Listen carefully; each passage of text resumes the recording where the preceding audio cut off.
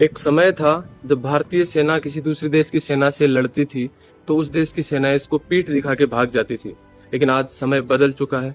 अब समय ऐसा आ गया है कि अगर कोई भारतीय सेना का अग्निवीर जवान भारत माता के काम आ जाता है, जब वो तिरंगे में लिपट के वापस आएगा तो उसको सारा देश, उसको इस देश की सरकार और इस देश का सिस्टम सब उसको ही नहीं बल्कि उसके परिवार को भी पीठ दिखा देंगे भाई। अब पीठ हमने दिखानी स्टार्ट की है कि एक अग्निवीर को वो सुविधाएं नहीं मिलेंगी जो एक नॉर्मल सोल्जर को मिलती है। अगर वो शहीद होता है तो उसको उस पे पेंशन लागू नहीं होगी, उसके परिवार को वो बेनिफिट्स नहीं दिए जाएंगे जो एक शहीद परिवार को मिलते हैं।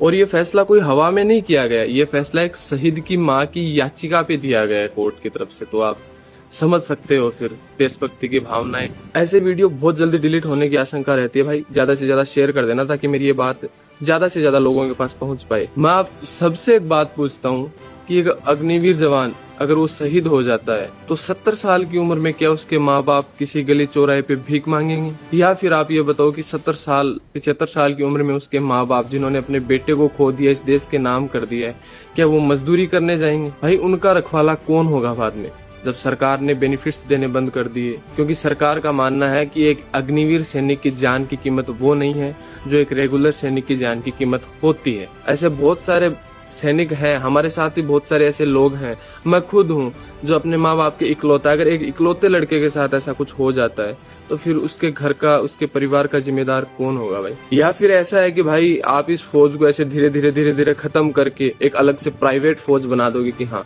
ये फलाने बिजनेसमैन की एक प्राइवेट फौज है, ये फलाने बिजनेसमैन की एक प्राइवेट फौज है।